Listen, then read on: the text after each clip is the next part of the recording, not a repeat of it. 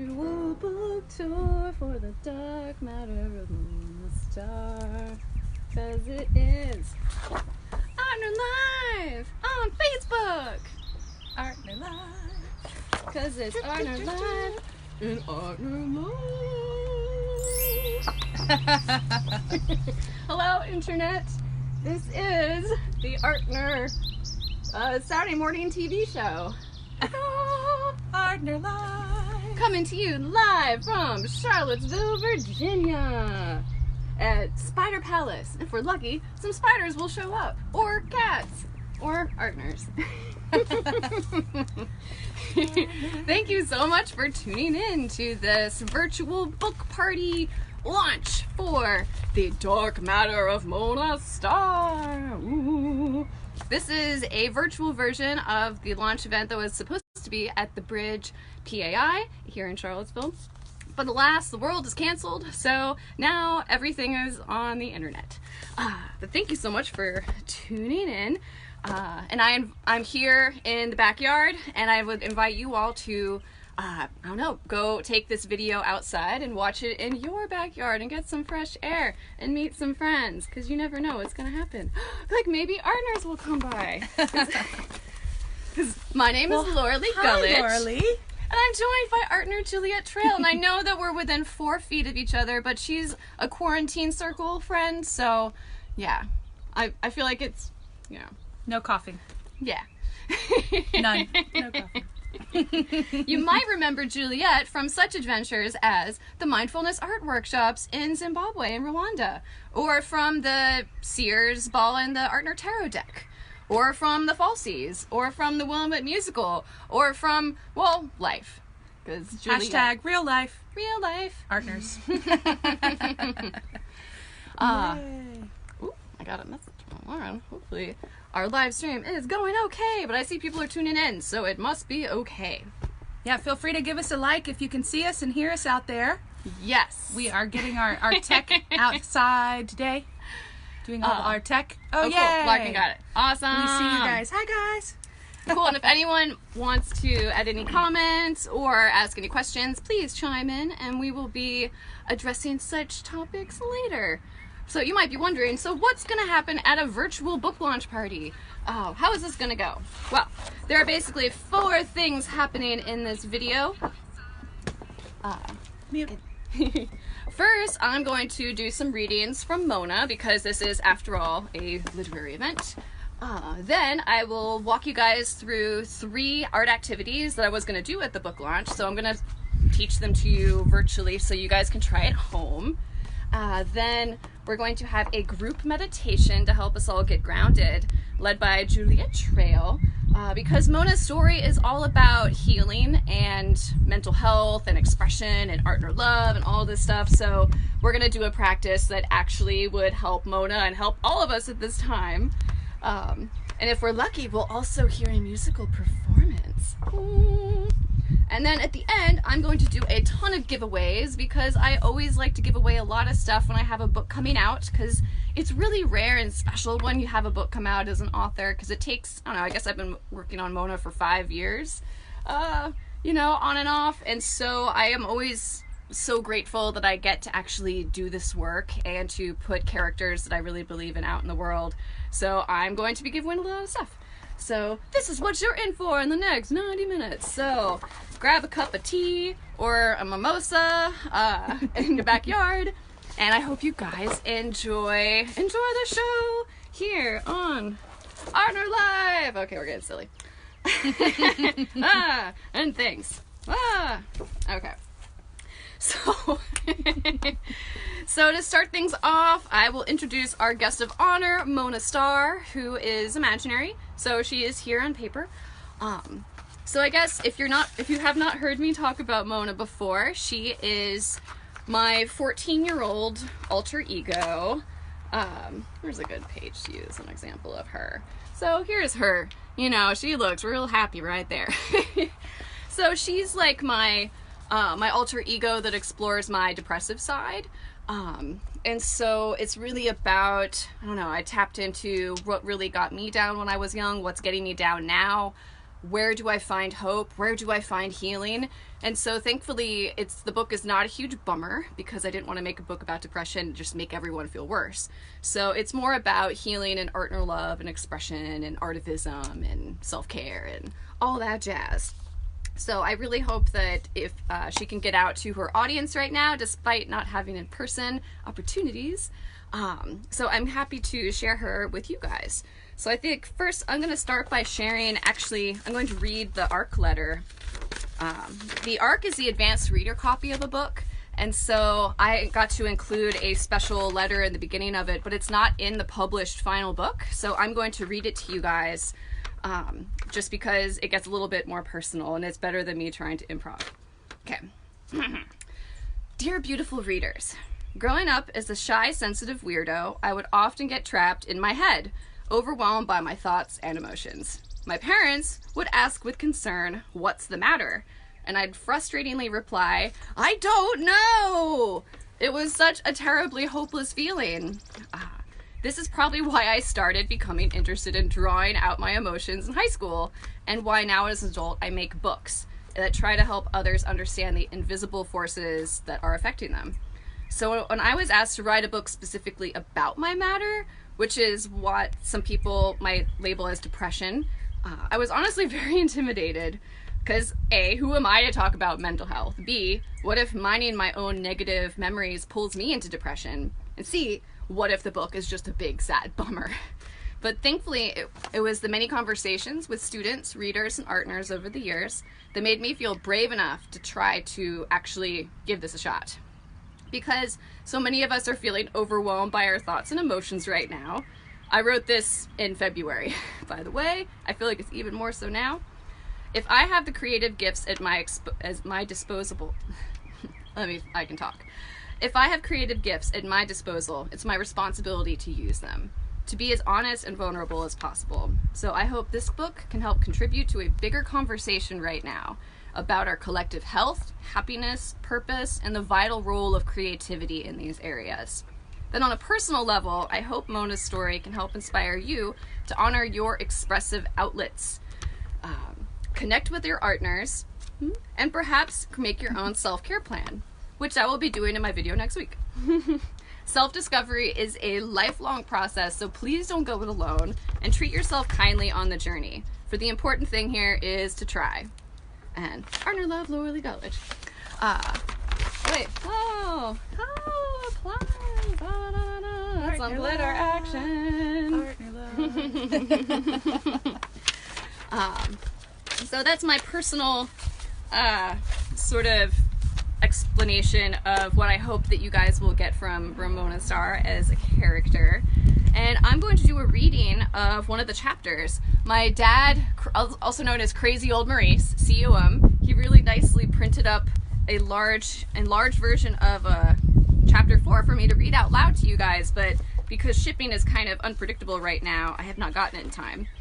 So I'm going to so I guess Juliet will hold up the pages and I will read it aloud. So I'm going to read chapter 4.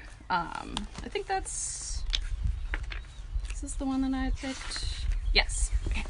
Musical chairs. Musical art and chairs. Who threw all these signs all over the grass? Okay. Wait, let's start with. Okay. Let's see. You got it? How is it? I think it's a little, let's keep it at the same. Angle it in? Yeah. Yeah, okay. Chapter 4, Draw It Out.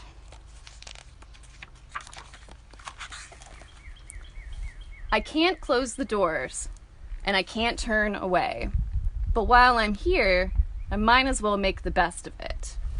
So Mona is pulling out her journal to do some journaling here, because Mona is depressed right now. And so she's taking advantage of her sadness to do some reflection. So, what does my matter feel like? Symptoms: insomnia, melancholy, racing thoughts. How does it affect my interactions with others? These posters are great, Mona. Thank you. Well, I become a bad listener. You. I stop expressing myself. I feel, I know, I think, I wish. Error, storage full, brain at capacity. Plus, there's unpredictable mood swings. Yay! So here she's having a meltdown. Is that pretty good? Yeah. What do you think might have triggered your outburst? Asks her therapist, Dr. Vega. Well, I have to decide my classes for next year, which means I need to pick my path to college, a career, and my whole freaking life. I know, I shouldn't complain as a privileged white American, but the choices just don't feel right. It's like high school, college, job, house, marriage, kids, retire, and die. It probably doesn't help that another one of your matter's symptoms is indecision and doubt. Your matter is whispering, you have no purpose, you're not good for anything, you have nothing to offer anyone. Who do you think you are? You're nobody. Just step aside. I feel pulled in too many directions. Do I want to be a journalist, podcaster, writer, art therapist, story artist, teacher, farmer, nomad?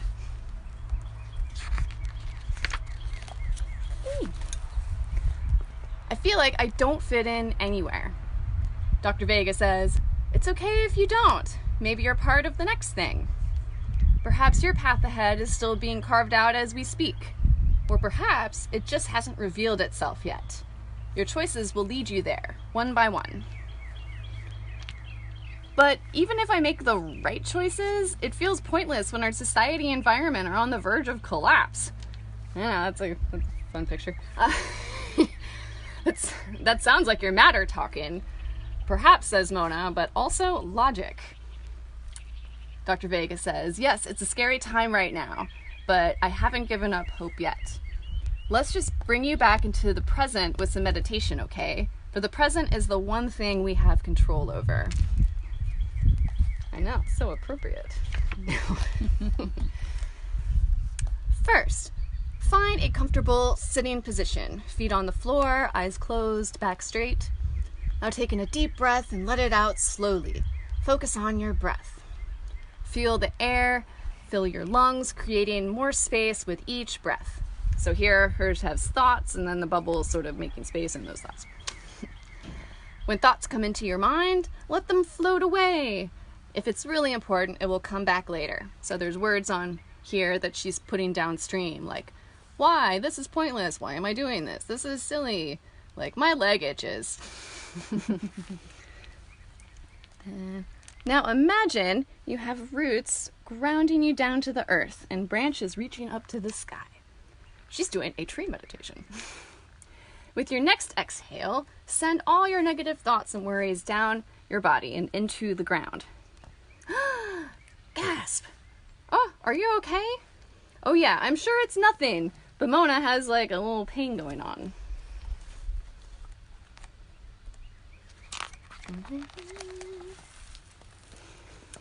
Nothing's the matter. I'm just not hungry, Mona says to her parents. But your dad made your favorite. You don't look so good. Is it your time of the month? Mom! No, I'm just having some back pain. Maybe I pulled a muscle? Then Dad asks, how long has it been? I don't know, a couple days, I guess. Mom says, well, I have an idea of something that might help. So now Mona is at a massage therapist's office. So what exactly is the matter? It's the spot on my back? The therapist says, I'll see what I can do. You just relax and breathe. And Mona starts like sniffing. Are you okay down there? Uh-huh, yeah.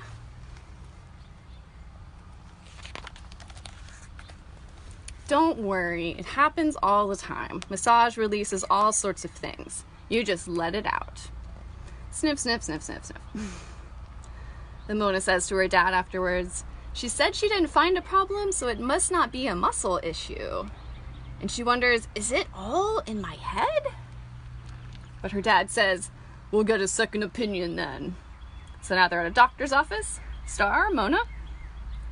He says, we just can't find anything physically wrong with you. Sorry for the wild goose chase, Dad. I'm sure it will just go away on its own, but she's, drowning in sadness.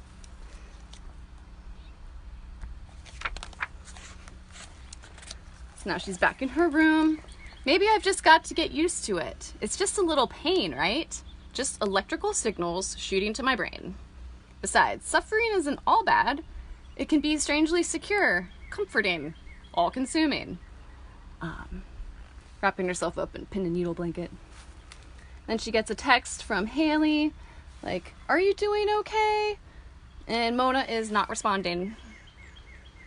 This is a sandcastle that she built inspired by her new friendship with Haley, but now she's kicking it over. And she's thinking, maybe this is what I deserve. She starts sculpting the sand from a sandcastle into a well. Maybe this is where I belong. Plus, from down here, the world isn't too overwhelming. From the bottom of the well. You can get a clear perspective from way out here. Some people will call this isolation. Self-isolation. Light years away, and I don't want to come back. And there's little Matter's hand has got her. So this is chapter 4 from the Dark Star of Mona's, the Dark Matter of Mona Starr. I know my own book. See, I'm gonna come around and sit next to you, Juliet. Wait. All these signs are blowing all over the place. Here, let's get up. Oh, okay, I'll sit next to you. Yeah. Okay.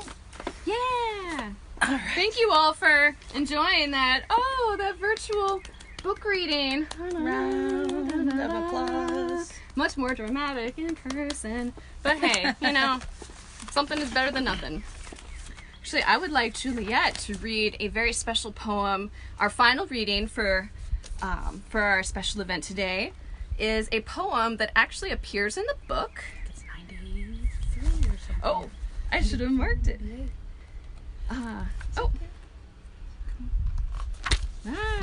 So here, I'll find, Sooner.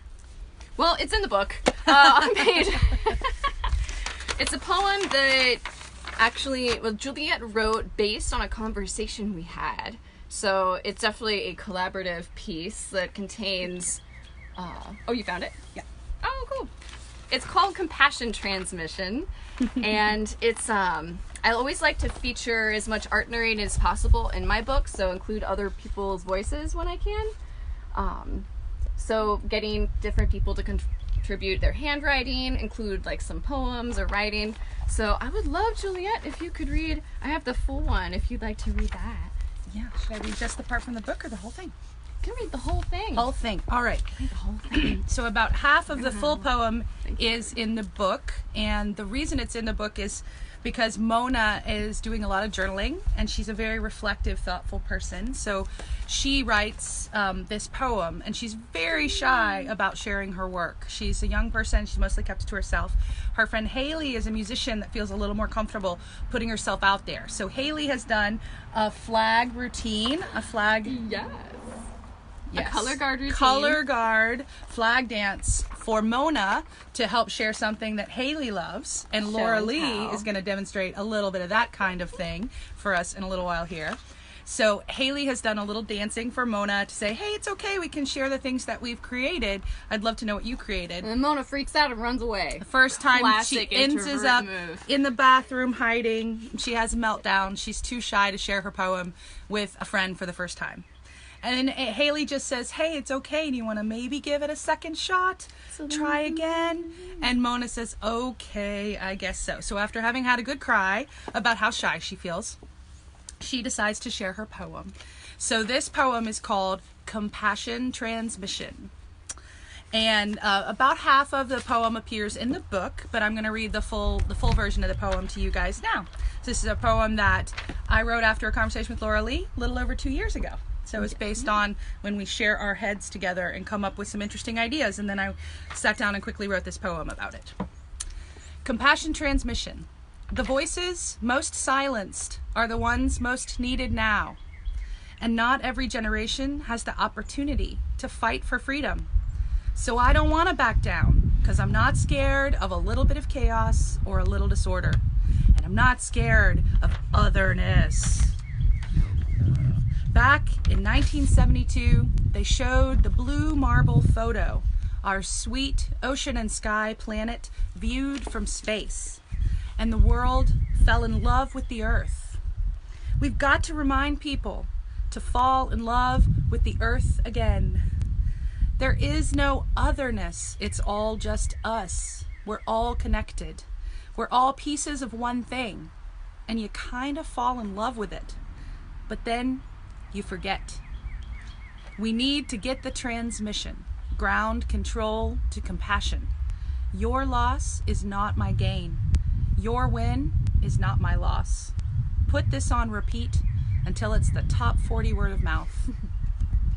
We need the compassion, the empathy in action, the concrete language of love to speak in action, to love in action, to fight for freedom for all of us, all beings, and our one world, home.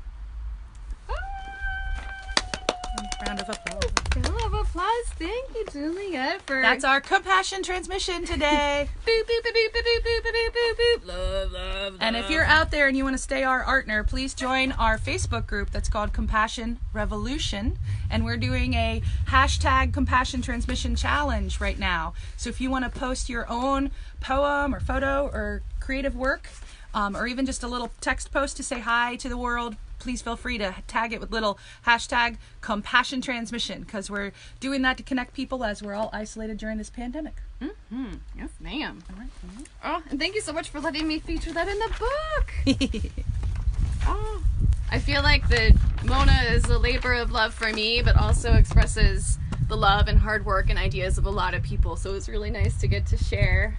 That's what Artnering is all about, because Artnering is to help combat isolation, because a lot of creative people are isolated in general. Now we're all isolated, so welcome everybody. Well, that's why you have to make time and intentionally reach out to other people and include them. And the best way to Artner is just ask for help with something.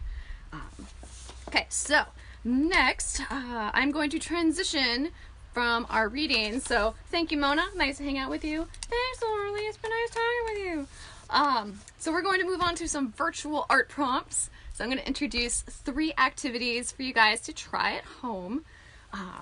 So dun dun dun, I'm gonna move my cue cards. Okay.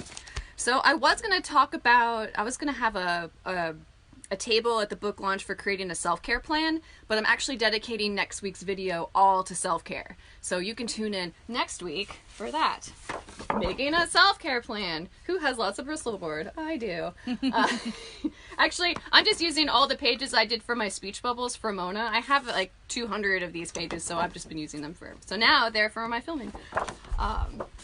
So instead of that, I'm going to focus on 3 other activities. So the first one is inspired by a scene in the book and a metaphor I use a lot of times for when I am feeling depressed, that I'm down the well. Be like, I'm down the well right now. And that chapter that we just read shows Mona building her own well, as so to speak, because I feel like that it's sort of, sometimes I feel like I fall into it, but other times I feel like I build it around myself. So here's like I pulled out the original drawings just to like hold up, so that's easier to see. Isn't that? Yeah. Thank you, Juliet. So we have Mona down the well, and her therapist, Dr. Vega, is at the top of the well, and they're talking about what do you do to help you get out of the well? Because I feel like it's a metaphor that can resonate for everybody. And it's sort of, I feel like when you use metaphor, it can allow your subconscious to give you some information that you might not normally have access to, because you're sort of speaking in symbolism and archetypes. It's very Carl Jung. So in this panel, she is, her therapist is like, well, what things help you emotionally, physically, mentally? So here we have like some ropes with on them written words like hiking, fresh air, full 8 hours of sleep, real food, vitamins, the physical stuff that's helping her. Then here are these bricks that are jutting out from the wall are labeled things like meditation, I think. No screens after 9:30. Listening, silence, reading, limit violent content, because I know, like, that's part of my self-care plan. Actually, this is all part of my self-care plan. Then things that also help, like, written on balloons here. Long hot baths, making music mixes, nature, comedy, hugs, doodling. And then this other example has ladders with the names of people written on each rung of people that help pull you out of the well. So for her, it's like Haley, her parents, her therapist, her orchestra standmate, her friend who moved away. So things like balloons, ropes, ladders, these are all just different metaphors to represent to you like what helps you get out of the well. So for an art prompt, let's see, I'm just gonna put the letter. So art prompt wise, at the book launch event, I was going to have this be a collage activity because I love drawing a lot, but like right now I have trouble focusing. And so actually I don't feel like drawing like as much. So all these activities are a little bit more adapted for if you're a little scatterbrained, like right now. So for this activity, I have bunch of different samples. So for the first version I did, I just got 2 different colors of construction paper. I have a light and a dark. And I did a few different versions of this metaphor. So here's like an example of the ladder. So I used my dark construction paper to represent like the dark well, and then the light colored construction paper to create on top of that, how am I getting out of this well? So for this activity, I first took a light color pencil, which, oh, I have it. So I have a light color pencil that matches actually my light color. And so I drew in like the bricks here, and then I cut out a ladder and put it on. So then so what I need to do is actually write in on here the names of the people in my support system, which I was gonna do and I totally forgot to do it before we started this video. Another version of that is I cut out a bunch of hands. I feel like sometimes hands can go creepy, so so I was a little like, I'm gonna try hands. So for this one, I drew my bricks a little bit differently. I drew them more like floaty bricks, more like cartoonist style where you don't draw each one. So I drew that on my background, then cut out all these different arms. And again, I would write on these arms to label them as maybe they're people who are helping me, or maybe they are actions that help me, maybe they're places that help me. This is sort of like a visual version of a self-care plan, actually. And I played around with the balloon because I love balloons as a metaphor. So for this one, I drew in, instead of drawing bricks like I'm in a well, I drew it more stars like I'm in darkness. And then the balloons, I would label each one of these representing something that helps uplift you, something that helps pull you up. Because I feel like that lightness and like transcendence, these are also metaphors that I use for my mood. But then I got to thinking, why am I just using solid paper? Like if we're doing a collage, you can cut up materials that represent what makes you feel uplifted and happy. So I have a stockpile of old calendars.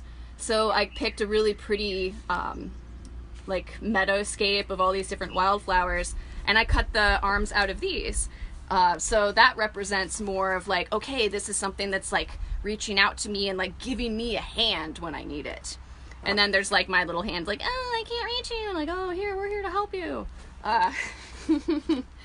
So you could do this activity as a drawing activity, which you're welcome to. I was just playing with collage because when I feel kind of just cutting things out feels really satisfying. And so for you, it might be something I didn't model here for how you climb out of the well. Maybe it's a pogo stick. Maybe it's you have winged shoes. Maybe you have, I don't know, maybe your head is a balloon. Maybe the bricks sticking out of the wall are books, and it's books that are helping you climb out. So this is basically you're learning how I do like my art therapy activities on myself. Is I come up with just some good imagery to help me give form to something that's abstract. And then in getting to know what form fits best, that's always what really teaches me something about my emotions. Because maybe to you, though it helps you get out of the well, maybe, I don't know, it's like a magical helper like eagles or butterflies. And I feel like that whatever hope takes form for you is really helpful, and you can use that in your everyday life. Yeah, so the things that help you get out of the well is who helps you, what helps you, where helps you, what actions help you.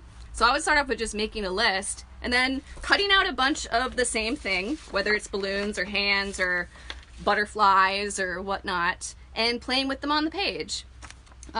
So that is first art activity. Oh good, I'm doing well on time. Yeah. Dun, dun, dun. So first activity, collage. And I must say, at the book launch party, I was going to have people make life-size versions of their hands, and written on the arm was going to be what helps pull them out of the well.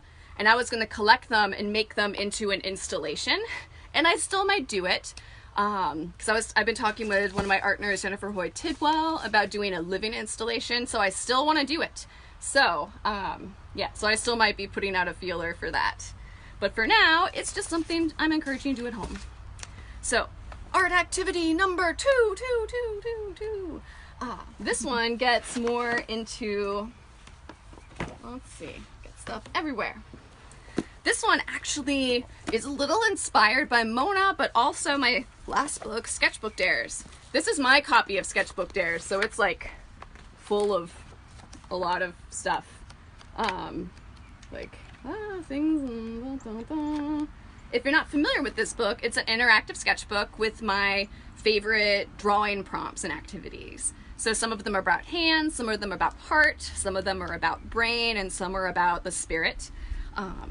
But to me, it's like a holistic approach to creativity, because I don't know about you guys, but I don't do the same thing all the time. I like to explore. So one of the dares in here is called the Darker Dare, and it's actually sort of a matter-inspired activity. So here, I'll just like hold up my little directions in the book, but I'm going to go over in a little more detail for you, because this is inspired by what I've done in my personal art. So I like to play with silhouette. I feel like collage is a good way to express yourself if you don't feel like being super technical, but also using a silhouette makes it's like a shortcut. But I feel like shortcuts aren't necessarily bad. Oh yeah! So these are some examples of art that I've made in the past that uses silhouettes. So here, I'll get one of these. Dun-da-da. So yeah, so I like to use the silhouette of a person and then sort of insert in there a metaphor. Partly is because it's a good way to get ideas out quickly. There's that one. Mm-hmm. But another reason I like using silhouettes is because I feel like that then other people can put themselves into it. Like, if I see an image with a silhouette, then I can imagine like I'm this person who is the silhouette, and I feel like it's really like accessible and inclusive. Because I don't want to just make art that's all about me. I want art that someone else can be like, oh, I felt like what it's like to have a black hole in my heart. Yeah, this is definitely a pre-Mona drawing. And so I feel like silhouettes are underrated. Thank you, Juliet. I know, we're like rolling around. And so for this drawing activity, I start off with basically starting with journaling, because this activity is all about giving form to your matter, which takes a lot of different shapes for Mona in the book. Sometimes it's water, sometimes it's a person, sometimes it's, I'm not thinking of another good example. It's other things. Sometimes it's outer space. And so for me, whenever I feel like something's not right, I feel stressed, I feel anxious, I feel something, I don't know what's going on, I don't like it, I normally start with getting my spiral notebook and just doing some journaling, like, okay, what's going on? Let's just dump it all out and like word vomit, and try to just label what's going on. So first step, labeling. Like, what is this feeling? Is it like, is it anxiety, or is it stress? Is it jealousy? So I find that it's hard enough just to label what's going on. And normally once I identify that and, you know, do a little journaling and reflect on it, then I've tried to give it form, like, because as a visual artist, you're sort of acting everything out just in your head. So for me as a graphic novelist, body language is a huge deal. Like, how the characters are holding their bodies is expressing a lot. So for you, if you nail down, like, okay, the emotion I have is I'm depressed. You know, when I'm depressed, like, you know, you think about, like, okay, what body language is this? Like, am I, like, hunched over? Am I curled up in a ball? Am I, like, in bed? Like, what's your body language to express what this emotion is? And you just sort of, and it might feel kind of silly, because I think it's like a, I don't know, especially if you're an introvert, you're like, oh, like, acting it out. But sometimes, like, for this sort of exercise, you could even take a photo of yourself, like, set up your phone or a camera, or ask a friend, and like basically try to like really amplify it as much as possible and figure out what your body language is, and use that as the basis of your drawing. So for this example, like, of course it's kind of hard to see, but the body, you know, I guess it's a little easier to see there. So the body language here is more sort of like falling back, like like she's losing her grounding, because also the body language, it really, I don't know, to me it really tells a story. So that's one part, is your silhouette. But the second part is, how does the matter fit into it? So in this example here, the matter is sort of like a cloud around her chest. So to you, whatever form your matter is taking, I would ask you to think to yourself, is this something that is inside my body, or is it out? And I feel like these little questions actually make a big difference, because if it's something like in your body, where is it in your body? How is it making you feel? Or is it outside of you and it sort of is affecting you more like from the outside? Because sometimes also when I get these drawing ideas, like in here, sometimes it's like really close up, versus other times we're like really far away. So that's another question I'll ask is, you know, when I'm imagining this idea, am I thinking like this is my point of view, which is normally close up? Or am I more from like far away, seeing myself like from a distance?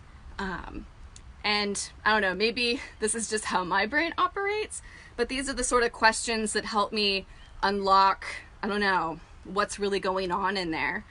And I also think it's helpful to distort the body. So you can do a silhouette of yourself, you know, acting out how you're feeling, figure out where your matter is in all of this, how it's affecting you, where it's affecting you. But you might also want to distort your silhouette. So maybe your limbs are elongated, or maybe they're tangled up. Maybe you're upside down, you know, because if you're doing a silhouette also, you can really like push it. So, well, it's not the best example. These are like, oh wait, I know a good example. Was one I just read in the chapter here, where Mona feels like drawn and quartered and pulled in different directions. So I've elongated her limbs here to make it look like she's like stretched out forever, like she's really being pulled in different directions. So I feel like take creative license with how you draw your silhouette. It doesn't have to be how you actually look. It can be a lot more abstract and stylized.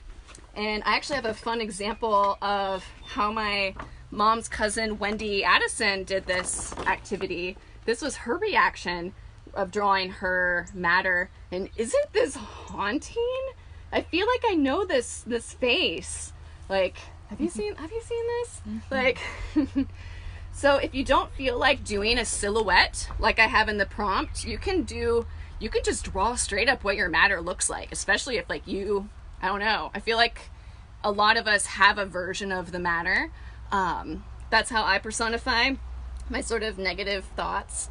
But I've also taken different approaches, so some variations, just because I like lessons that aren't one size fits all, because I'll talk about my matter as the matter, but I also recently I've been playing with Mr. Unworthy. So this is like a really cute version of my matter who looks like a Muppet, because this is like the part of the matter who just is like follows me around all the time and just goes unworthy, unworthy, unworthy, unworthy, unworthy, unworthy, unworthy. And that's all he knows. He's like Groot or Hodor. It's the only word he knows. So I thought, you know what? He's not going away.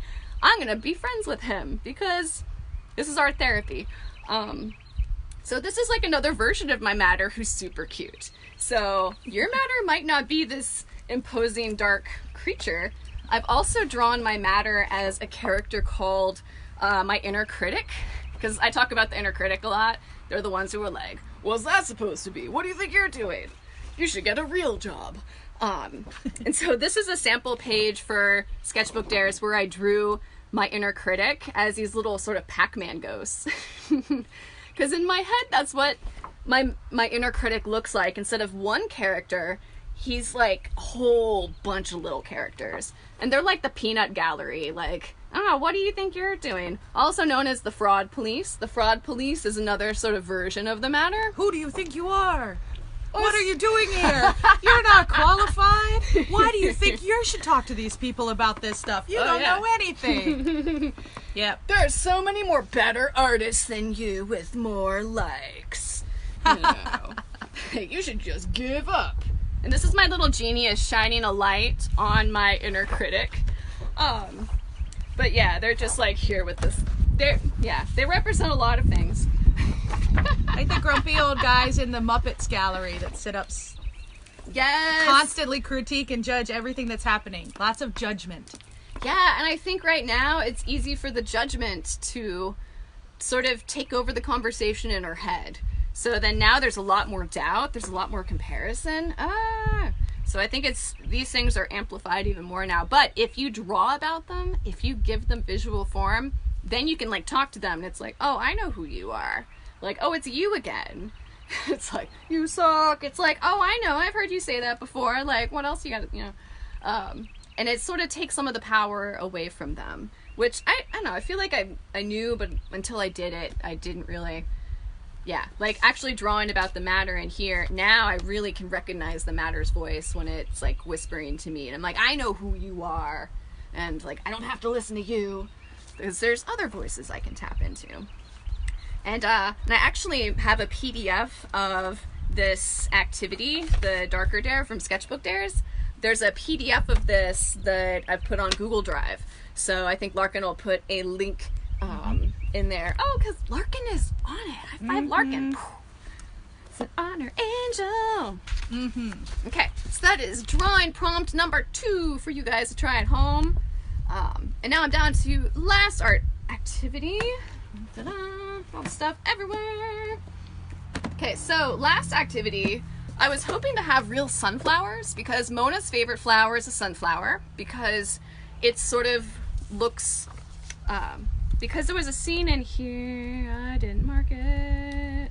Well, there's a scene in here where I drew the pain that Mona was feeling and it looked like a sunflower because it was like black on the inside with sort of radiating on the outside, and I realized like, oh shoot, that looks like a sunflower, because there's a celestial sub-theme in the book. And I really like, I don't know, I love sunflowers. I wanted to have like real sunflowers to share, but the line at Trader Joe's was pretty bonkers.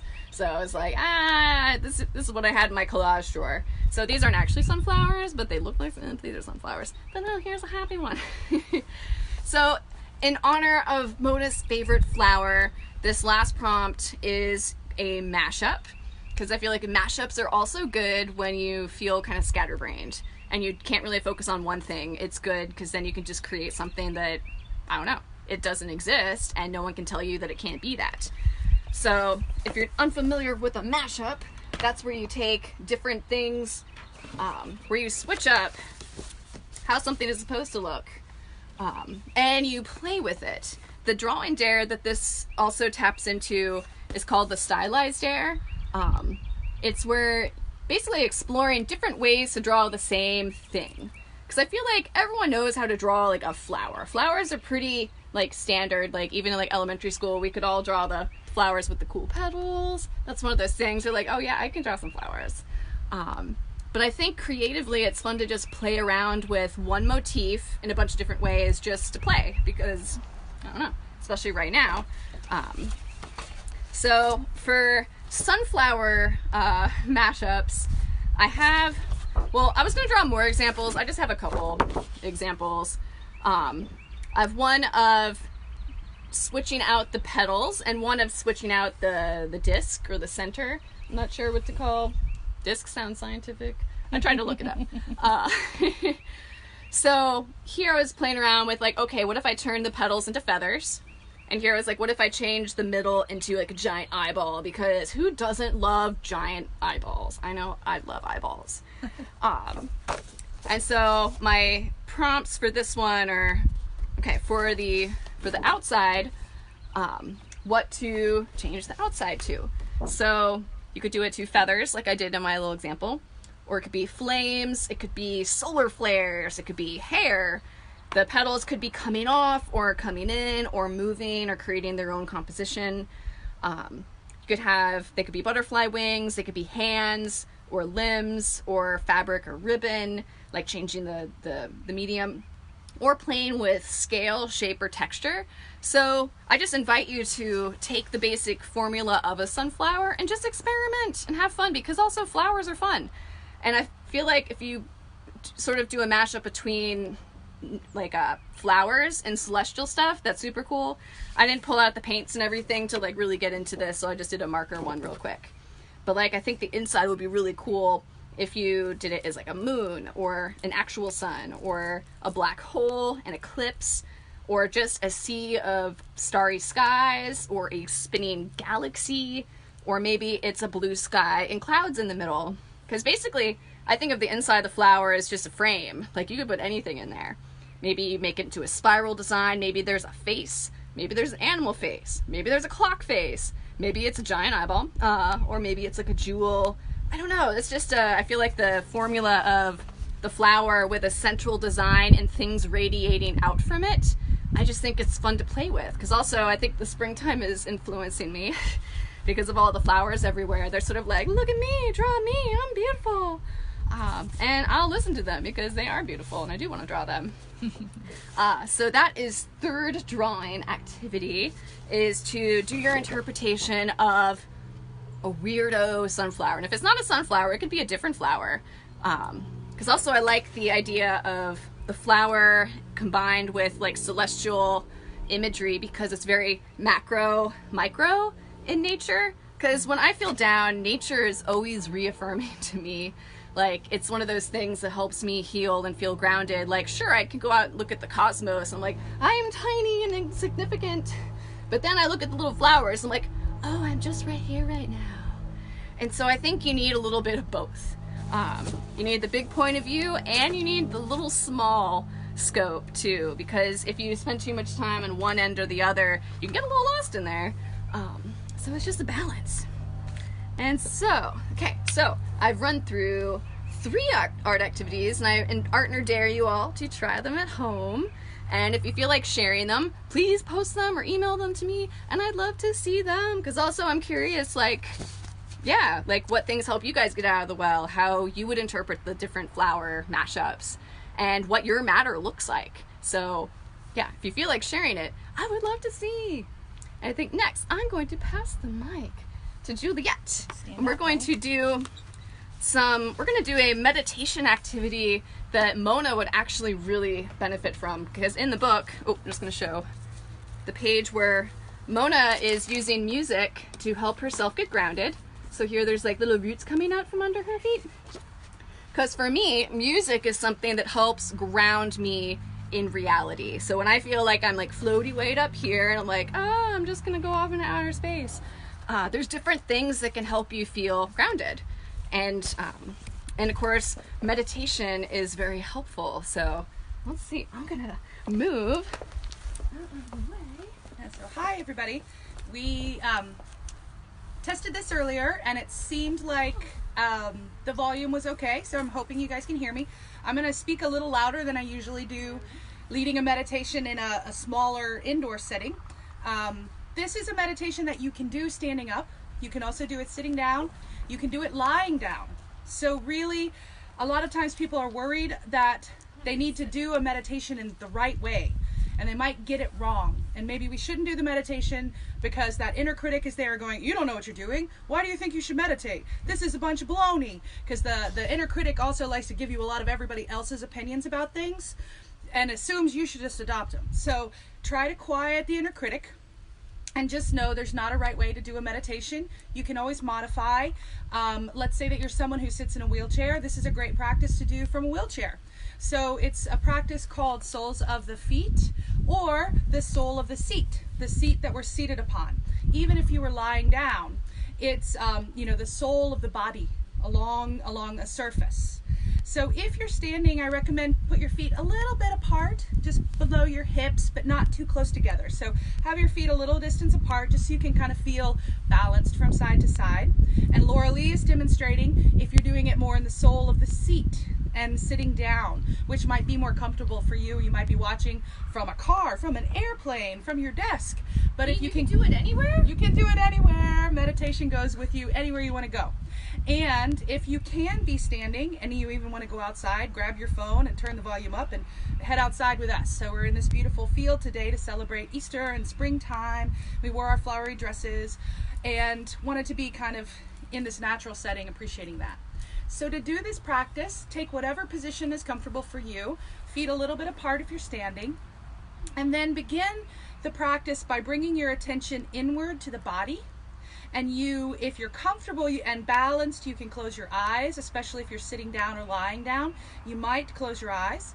If you're standing up, you might just look with a soft gaze, just about a foot, 12 inches or so in front of your feet, in front of from the angle of the nose down to the ground.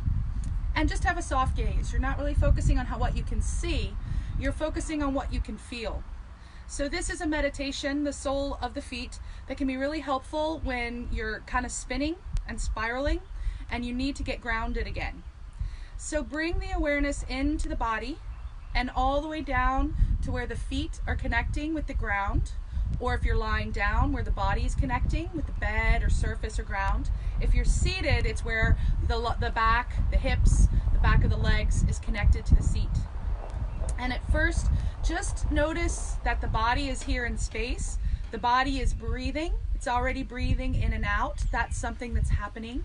We can just notice that there is breathing. There's no need to do anything with the breath. It's just something that's present with us. We can always bring our attention in, notice how the body feels, and we can notice what the breath feels like. And specifically this now, we're going to bring our attention down to either our seat or our feet. And then gently sway left and right, side to side, sensing all of the different sensations that might be available to the sides of the legs or the sides of the feet.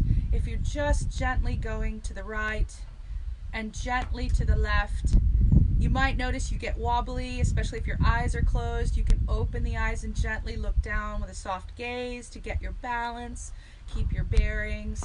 You can play around with kind of closing the eyes and just keep swaying left to right, and maybe add a little bit of a sway forward on your seat or on your feet, and then a sway back. If you're on your toes, you might feel the toes swaying forward and the ball of the feet, and then you feel the heel more as you sway back. Very gentle, very small movement. It's easy to tip too far and lose our balance in this kind of activity if we're standing. If you're seated, you'd be tipping forward towards the knees, tipping back towards the hips. Lying down, you might tip towards the head, thinking about bringing the head down to a pillow or surface, and then tipping more of the feet down to connect. So you're just noticing the physical sensations of swaying, like the flowers and the breeze that I'm standing in. They sway. You're just taking a moment to feel those sensations.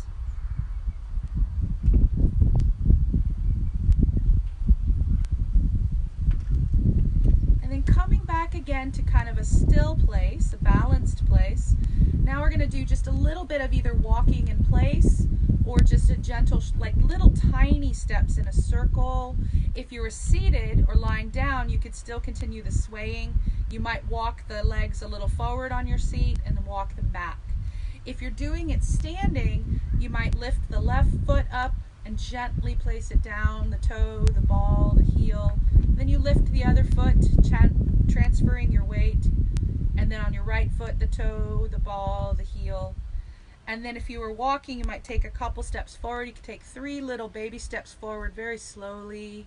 Left foot going down, right foot coming up, right foot going down. And you can be doing this on the legs and on the hips if you're seated. And then you could be visualizing that motion while doing swaying if you were lying down. It's not necessary to actually move. This is more about just connection and gravity and balance and just feeling that the earth is rising up to meet you. The seat or bench or bed is rising up to meet you. And if you're walking, just continue to take little teeny baby steps. I'm just taking little itty bitty steps, maybe 1 inch forward or back with each step. I'm just gently transferring my weight from one side to the other.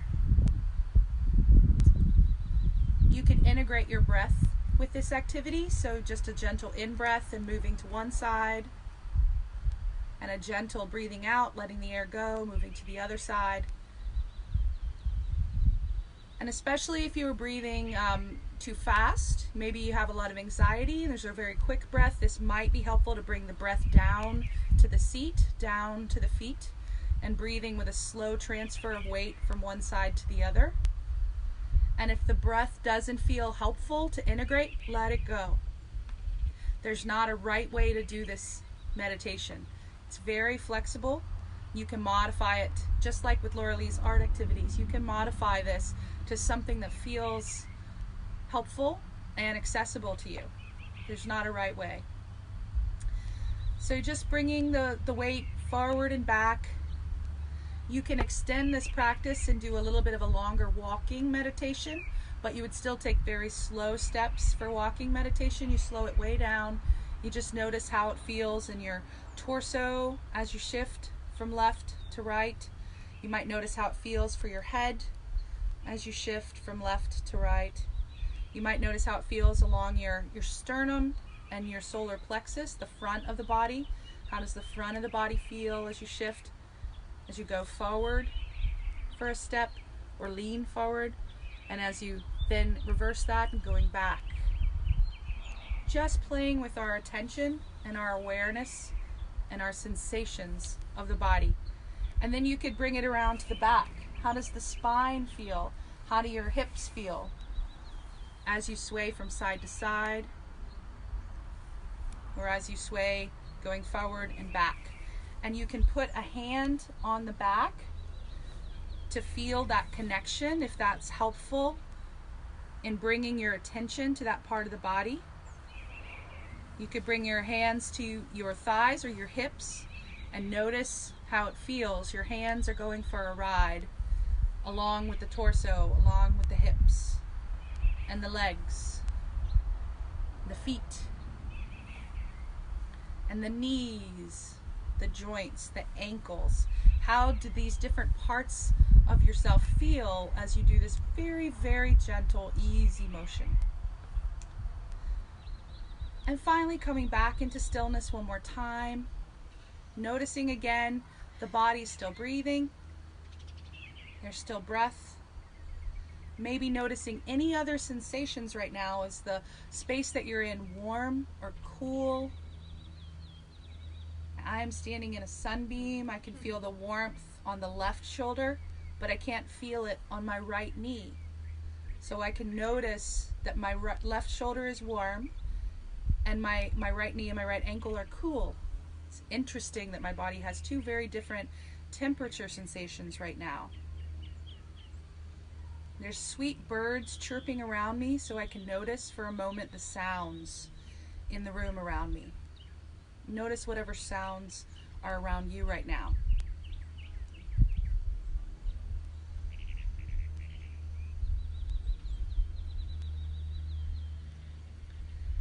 And there's a light wind here, so I can notice how the air feels on my face and the temperature of that air. Notice any other sensations wherever you are. And one last connection with the feet or the seat or the bed. Just feeling held. You're not having to do work. The ground is rising up to meet you. There's a beautiful song that says, may the road rise up to meet you. May the wind be always at your back. And that's the feeling of this practice, is that the road, the chair, the earth is rising up to meet us. We don't always have to work so hard, just to take a breath, just to be in space and time here. This present space, this present time. If you've had the eyes closed, you can gently bring them open. If you've been a little more still during this practice, just listening and just swaying, you could also stretch now. Just bring a little more activity and life back into the body.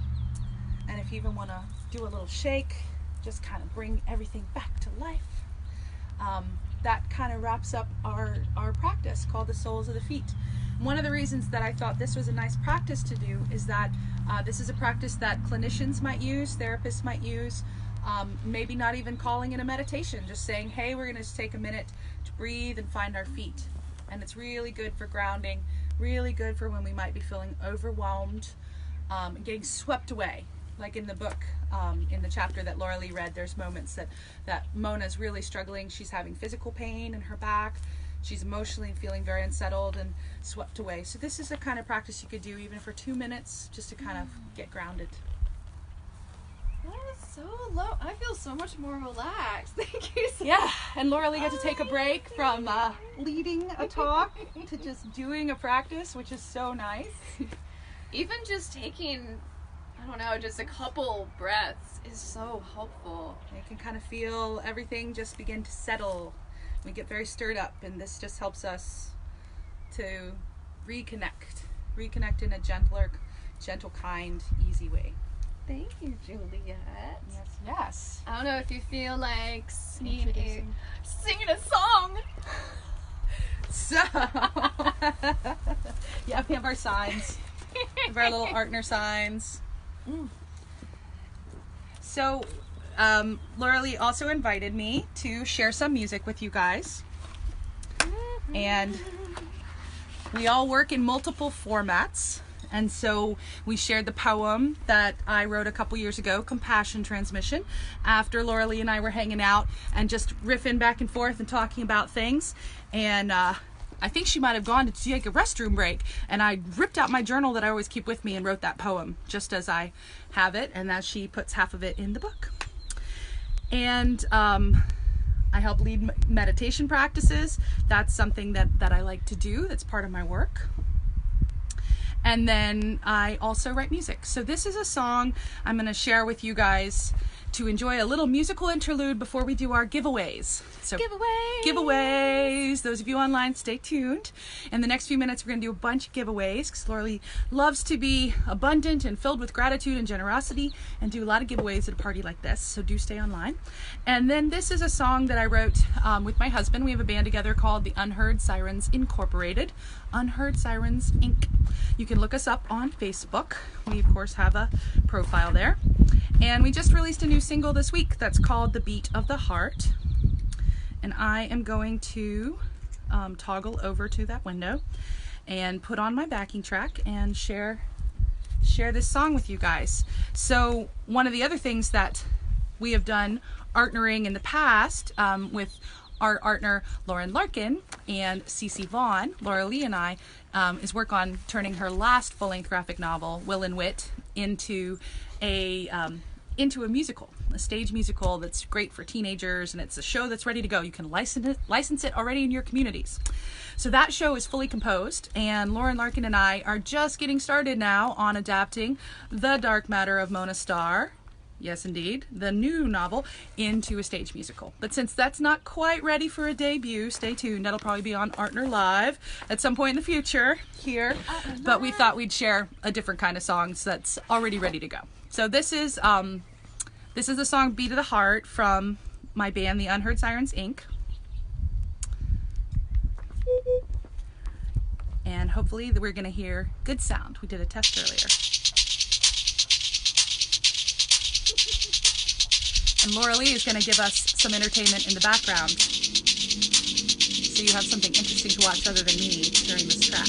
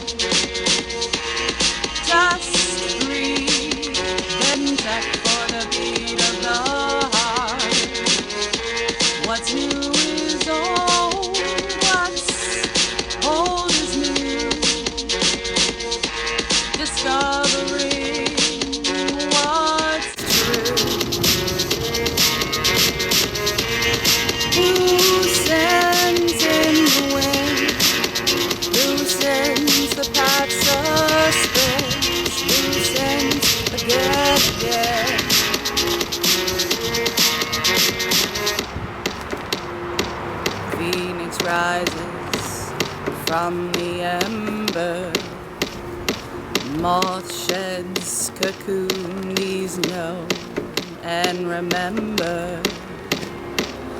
Phoenix rises from the ember, moth sheds cocoon, these know and remember. Find the center, find the star. Just breathe and check for the beat of the heart. What will it take to end the dance? So much hangs in the balance, ready for release, regeneration and peace. Find the center, find the star. Just breathe, then check for the beat of the heart.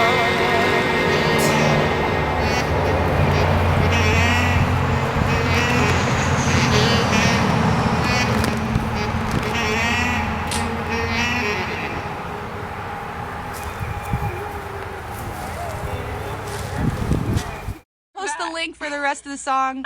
There's a YouTube video that was the first half of the song, Beat of the Heart, with Laura Lee showing off her skills that are mentioned in the book. This is part 2 now of book launch, Dark Matter of Mona Starr, and we'll post a little YouTube link to the rest of my song I was sharing called Beat of the Heart, and we'll do that.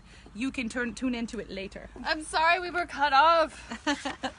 I guess now we're gonna get to the giveaways.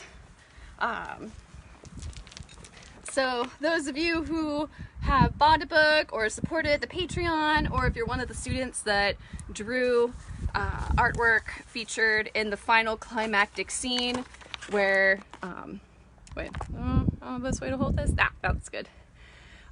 Who draw their self-portraits for the school project. So everybody who's been involved with the book is entered to win prizes, because prizes are awesome. I hope that first video went up okay. I think so. Oh, technology. And then the computer just ran out of power, but oh shoot. Well, I can check on here. Technical difficulties. Oh, everyone finding us again. Hi, we're back. We're back on Artner Live. Okay. So before I start giving away lots of stuff, I would like to say extra special thanks to Artner's Juliet Trail, as well as Lauren Larkin, Earl Valerie, Andrea Sparaccio, Bonnie Rubricht, John K. Snyder III, and Eileen French for being like super MVP Artners, as well as my parents, Patty and Maurice, my dad for being a Photoshop super duper helper, my literary agent Dan Lazar, my editors Maggie Lerman and Emily DeLuga, and New City Arts Initiative and the Soup Grant, which was super integral in helping support me during this book. And okay, so to the freebies. So the first one, let's see, I have lots of hats here for said giveaway. Ooh, we got the music going. Pause. Okay. I have so many raffle tickets, I have them all in different envelopes. Okay, so first ones will be the student Artners who contributed in the book for the big scene. So what these students are going to get, I'm going to give away 2 of these. So there's a little package with Mona, whoop, what was this one? Oh, past tense me wrote I wrote myself a plan so I would know how to do this. So these students are going to get a copy of Mona Starr, one of my dinged copies of page by page that I can't sell, but they're fine, they're just dinged. And I have randomly a Will and Wit soundtrack, so it's a little bundle of goodies to go to a couple of my student helpers. So let's see, they are in this one.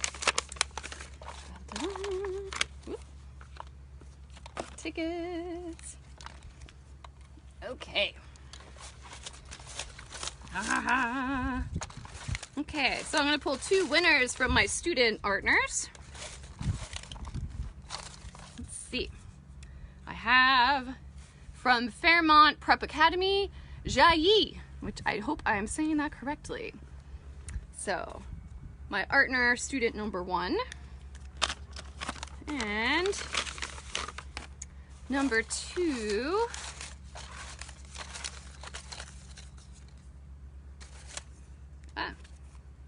Where is, wait. From Crossroads College Prep, Mackenzie. I had students from different schools. Oh, everyone's finding us again. Hi, we're back. Oh, that's me. I'm talking. Firing up my new test to make sure we're online. I had students from different schools. I'm talking. So congratulations to Jayi and Mackenzie for you guys. I'm going to reach out to your teachers who are the ones that wrote me with your art projects. So thank you very much for participating. And actually, if you guys are curious, when you get your copy of Mona Starr, in the back of the front title page, you can see here all my student Artners get a personal shout out. So everybody who contributed their self-portrait and wrote down what matters to them, and I included it in Mona's project in the book. So thank you all for being my Artners. Okay, next raffle. So I just did 2 of those. The next one are my Patreon supporters. I was supported very generously by 26 patrons on Patreon. I'm gonna put all my supporters in here. And for my Patreon supporters, for you guys, I feel like you already got rewards for supporting the book. So for you guys, I'm just gonna be giving away some like sweet little prizes. So you guys, I'm gonna do a drawing for, let's see, it's always tradition when I finish a graphic novel I collect all my pencil shavings. So here you can see my blue pencil shavings. Ooh, with a little like note here that's like Mona Starr was here. So I have a bunch of these jars. If this was a physical launch party, I'd give away like a dozen of them, but since I have to mail everything, I'm just giving away a handful. So so for Patreons, I'm gonna give away some of these, and I have a new little mini comic care package on my website. So it has stickers and mini comics. So it features one on artnerlove, one on self-care, and one called Dear Sad Me, which I just made before epidemic hit. Plus, you know, like the stickers and stuff. So it's just a little cute snail mail.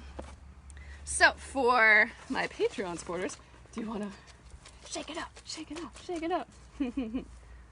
Let's see. John K. Snyder, one of my Artner helpers. Okay. So John is getting, okay, so let's see. So John is going to get one of the pencil shaving jars.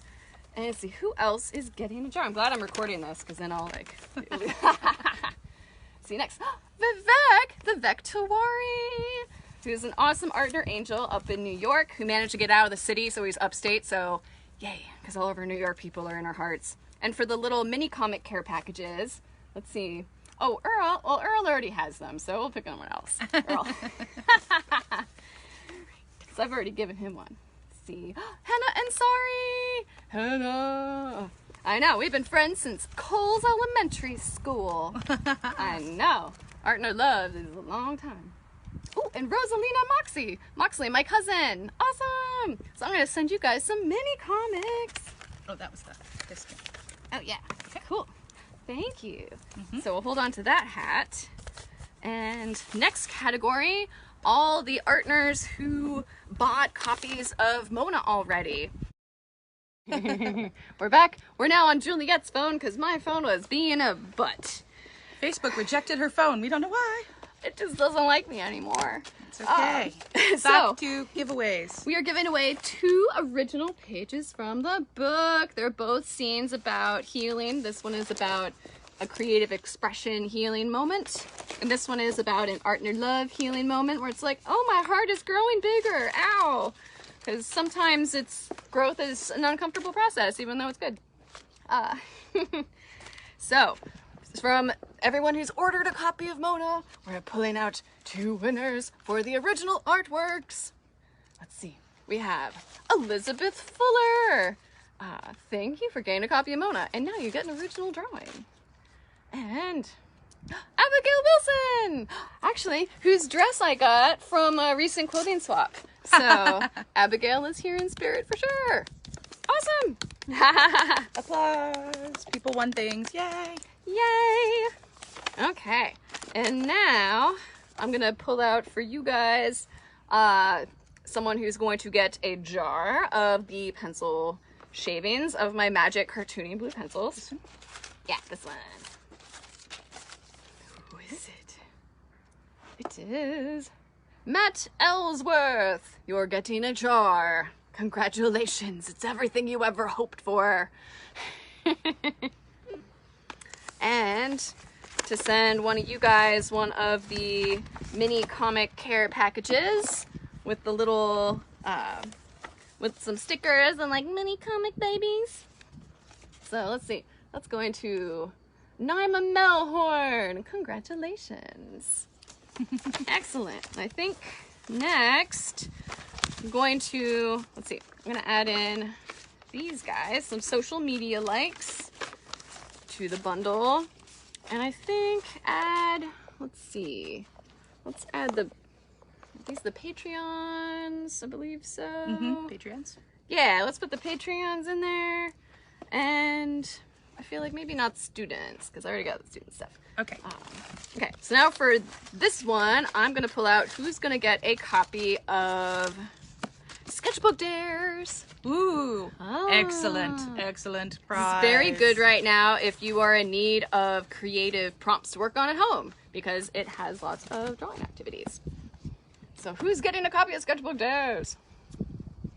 Katie Wren. Oh, Katie Wren! She's part of my con family. I've known her since she was this high. Now they're that high. This high.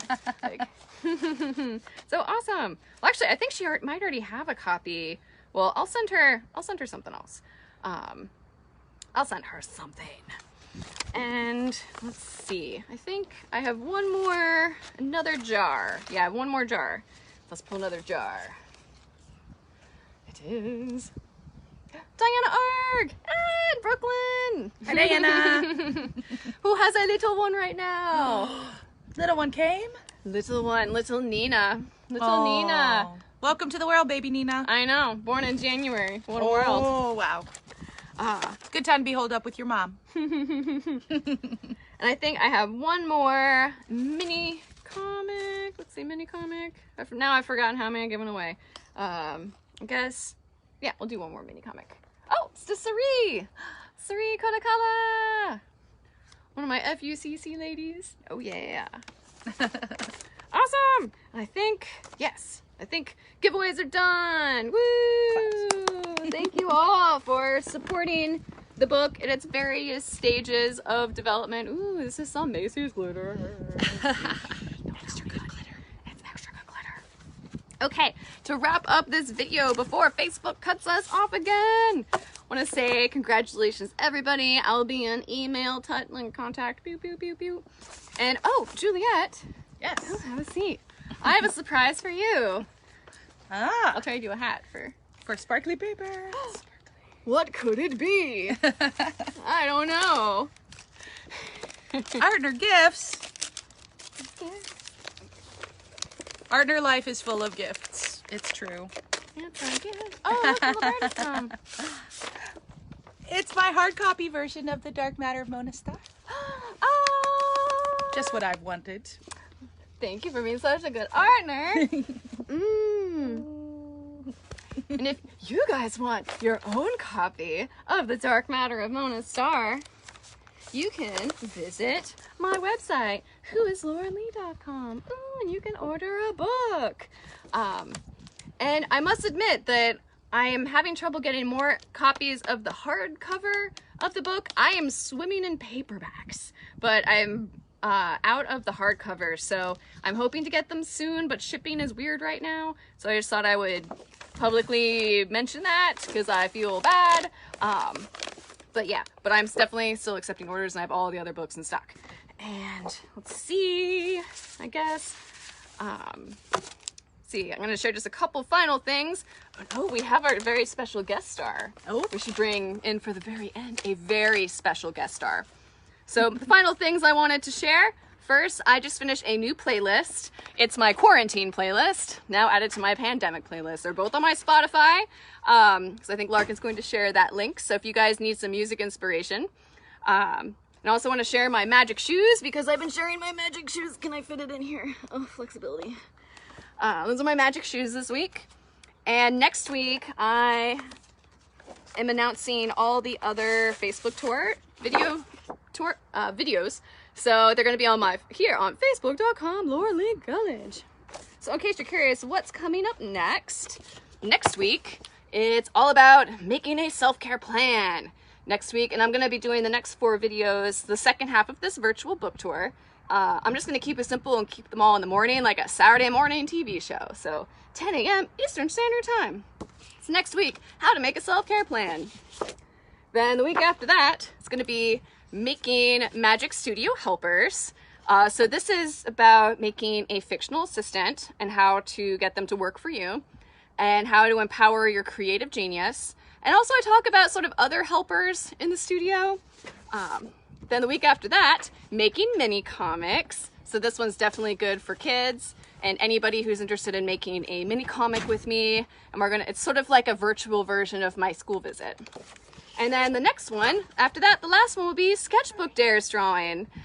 So that I'm going to walk you guys through some activities in Sketchbook Dares. And oh my gosh, we have our special guest star here. Oh, it's Rory!